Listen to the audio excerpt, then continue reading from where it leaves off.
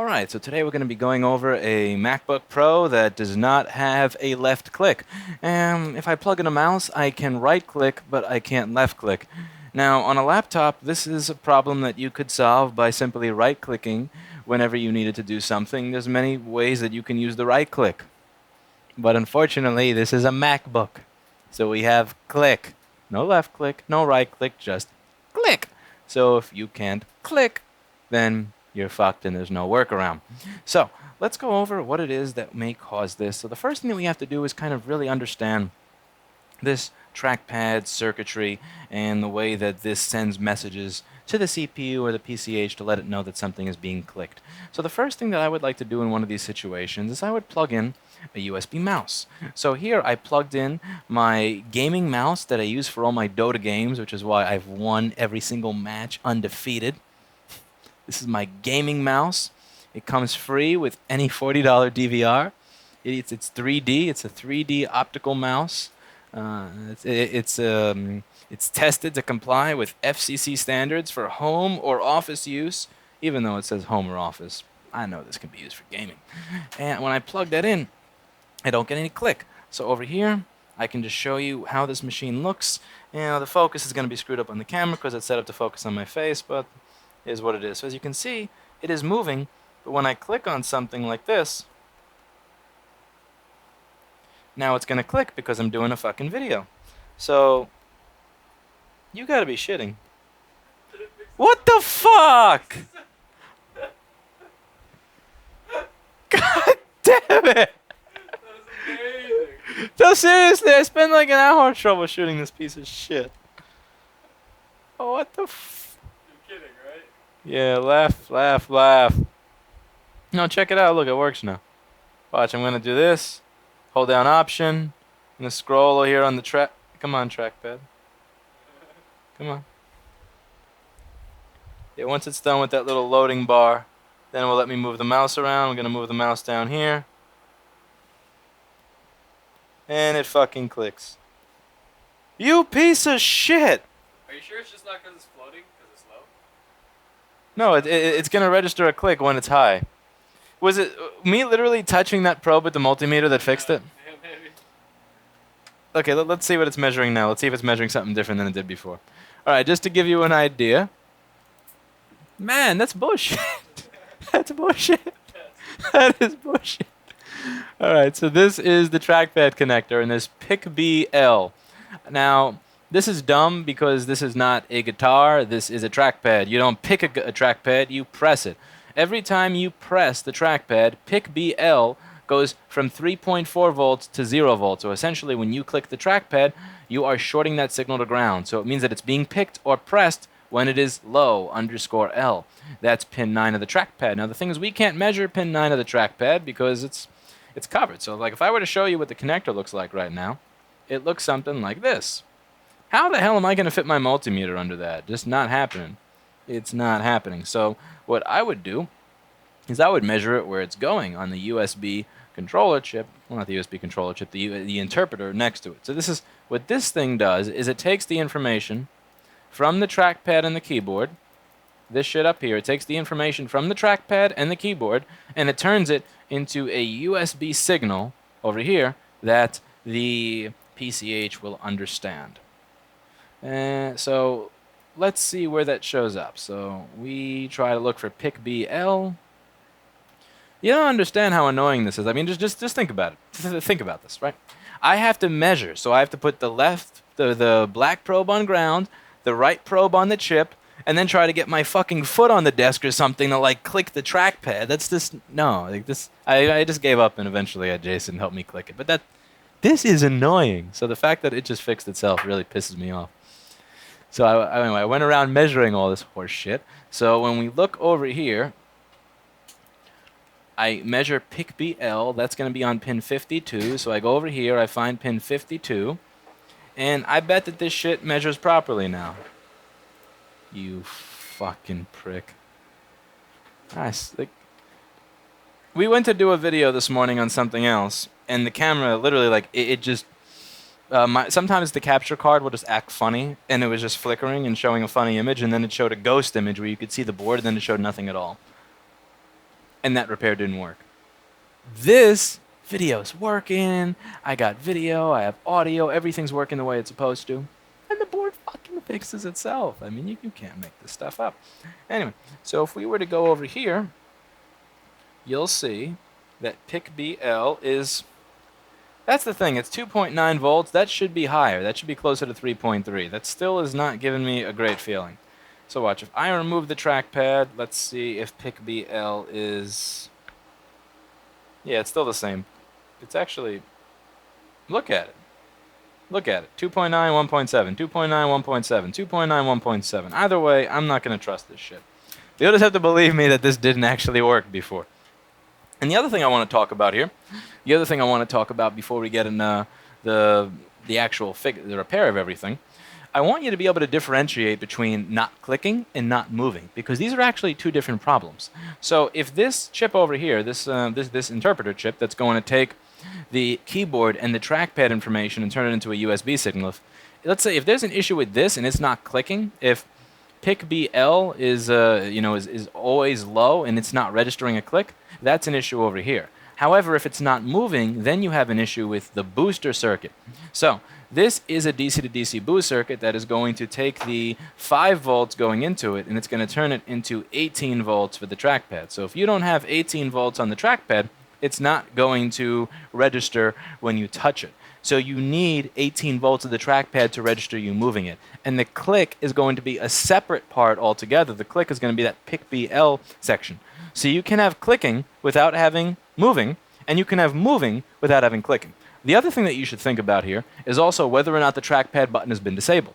One of the silly features that I find on this machine is there's actually a feature called button disable, and this is just kind of, I don't really understand what's going on here.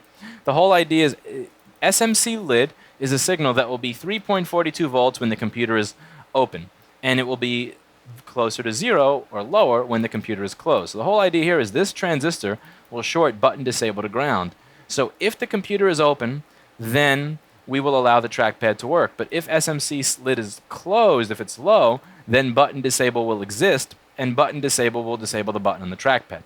Now, the reason that I think this is silly is, firstly, you're causing another point of failure. If something goes wrong with that transistor, if something goes wrong with that signal, now the trackpad's not going to work. The second reason that I think it's silly is I don't understand the functionality of it. If this computer is closed, the whole idea, I get it.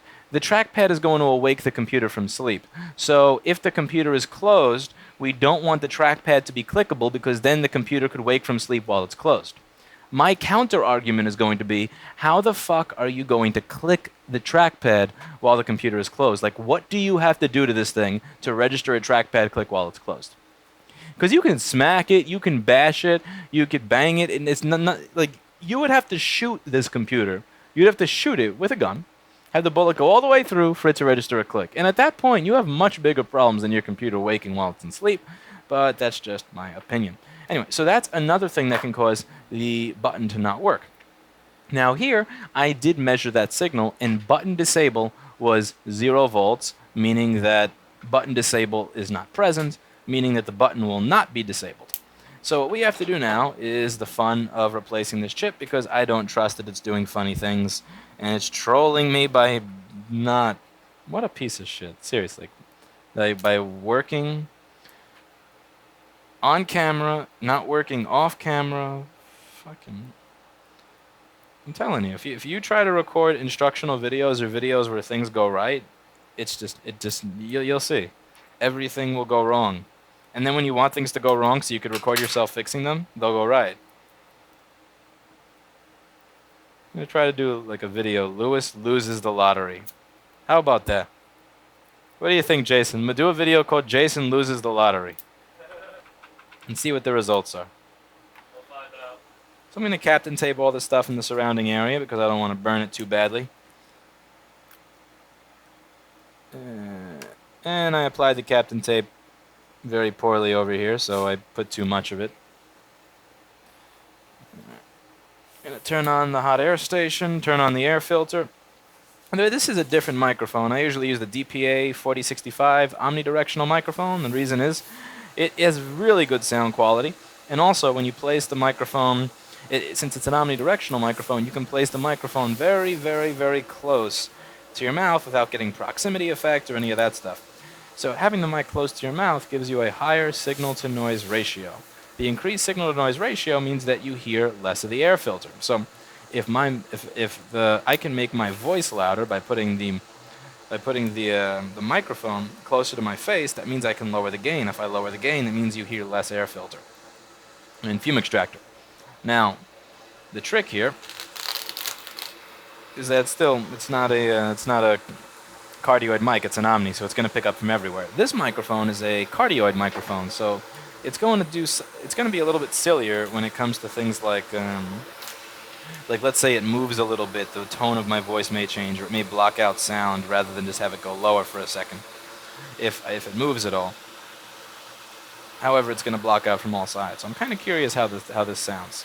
Now, the reason I haven't used this for a while is it's a DPA. DPA stuff is very, very expensive, very pricey. And the thing with this microphone is that it didn't come with this dual ear hook. So see how this has like a dual ear hook, so it hooks here and here? If you don't have the dual ear hook, if you have the single ear hook, it wobbles around like crazy, and the sound is constantly changing. It sounds like shit, and it's worthless. Like when I turn around, I'm half the volume than when I'm here because it moves. Is that banding? We'll figure that out later. But so this dual ear hook thing, this thing that allows them. I'm not talking about the microphone. I'm not talking about a preamp or a wireless thing. I'm talking about the piece that the microphone clips into is $87 plus tax. I was fucking speechless when I saw that. So this thing sat in a bin for 5 months because I couldn't bring myself to spend $87 on it. Like, I love DPA. DPA makes good stuff, and the whole argument with it is, if you're buying DPA stuff, then you shouldn't be complaining about price. You're in a league where you shouldn't complain about price. And I'll say, I will pay a lot of money for a good microphone. I'm okay with paying money for a microphone. This is a little hook that goes around my ear. $87 plus tax. Holy shit. All right, so let's get started with this. We're going to remove this chip and see if we get any changes.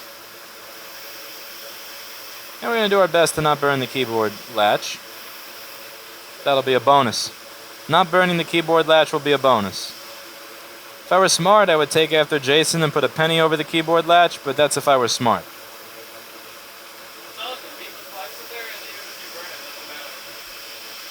Leave the what? Leave the keyboard flex in there, and if you burn it, it doesn't matter. Yeah, it'll just get soldered right onto the board. Yeah, exactly. Okay, now I'm going to use my soldering iron to... Mother. Sorry, I have your soldering iron. HAKKO wants to charge me $11 to fix the other one, even though it's within warranty. Can you believe that? Tip you want. And I got tips. $11 to fix it. The fucking outrage. That's just one of those battles that I just don't think I'm gonna fight.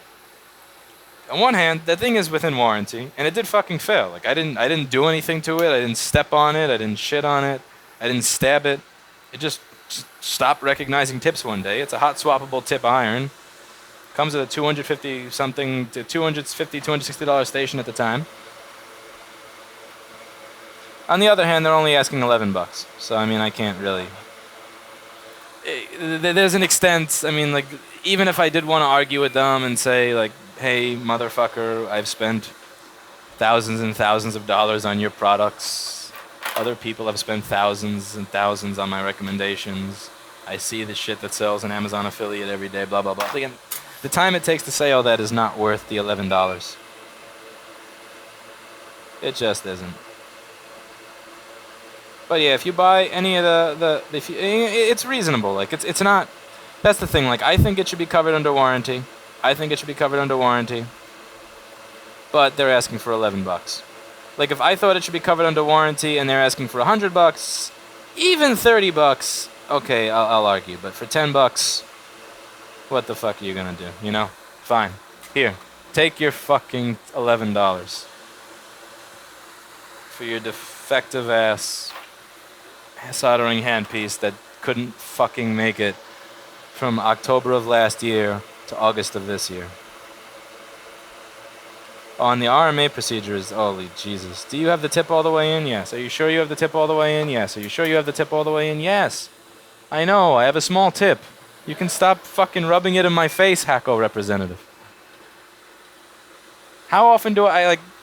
There are many times in life where I'm going to be reminded that I have a small tip. I just don't expect it to be when I'm, like, dealing with my industrial equipment supplier. On Saturday night, I expect to be reminded that I have a small tip. This is one area in my life where I don't want to feel inadequate about my tip.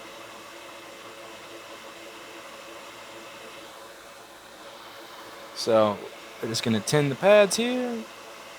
We're going to tin this stuff up here, and we're going to...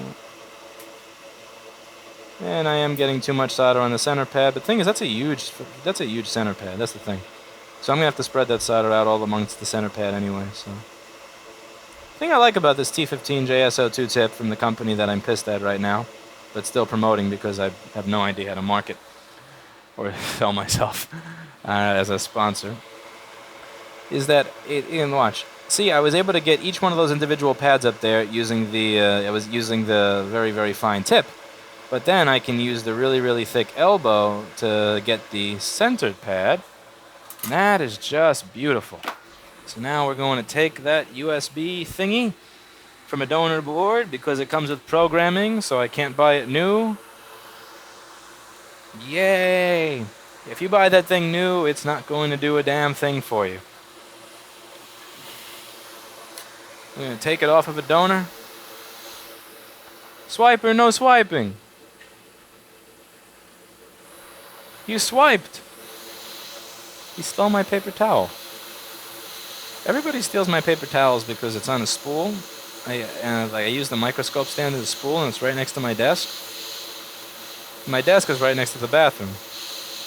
You know, because the bathroom is where people shit, and that's what everybody here thinks of my soldering. So when they leave the bathroom, they just take the paper towels from me, and then I wind up with no paper towels, and I got to get up and get paper towels, and I think this is unfair. And I'm gonna start, putting flux and fucking Kester 951 and shit on those paper towels. See how people like it.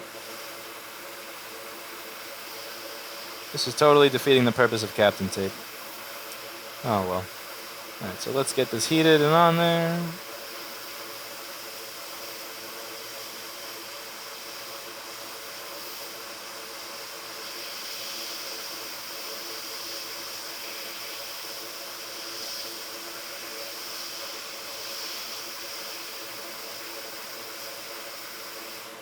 Okay, we have some excess solder on the center pad, story of my life, and we're just going to clean up around the chip.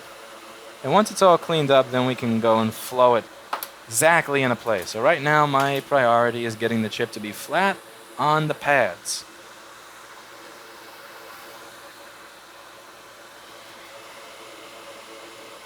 So we're going to get this nice and flat on the pads. Okay. Love this tip. I love my tip. I love my tip every day. I don't care if the HAKKO service representative doesn't like my tip or how I handle my tip or where I put my tip.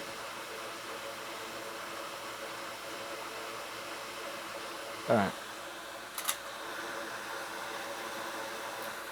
Now let's...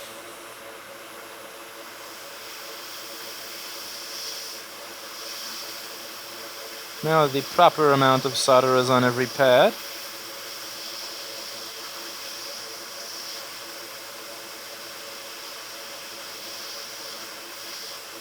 Now we flow it into exactly where it's supposed to be.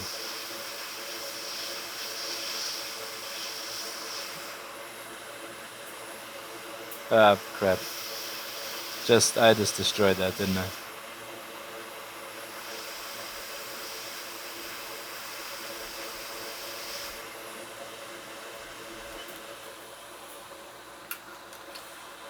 The more you try to make something perfect, the more you will just screw it up. So, learn from my repeated mistakes and stop doing that to yourself. Alright, so...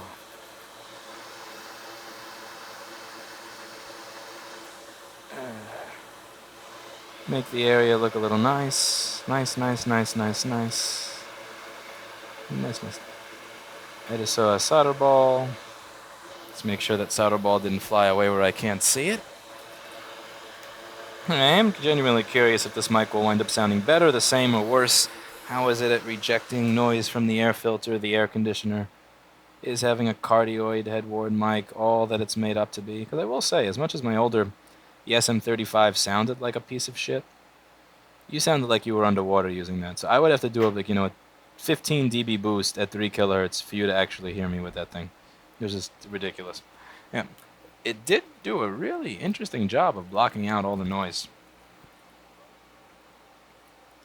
Very good job of that. But it was incredibly uncomfortable. And you add to the fact that in addition to being incredibly uncomfortable, that it sounded like crap and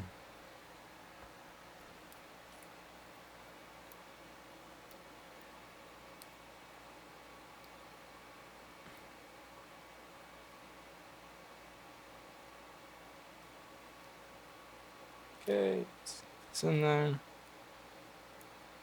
Beautiful.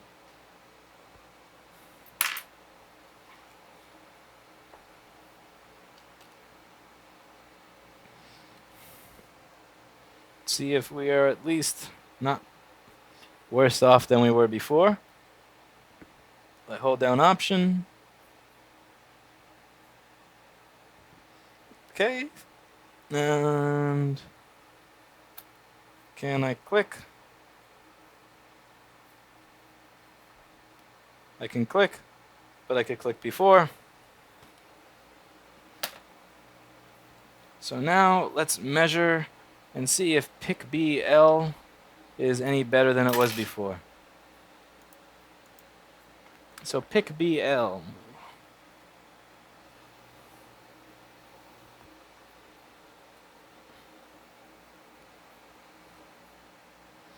Pick BL. How about the turn on the multimeter, you dumb shit? Alright. Let's see if you can see that. So before it was peaking. Before this was peaking at 2.9 volts, 2.8 volts.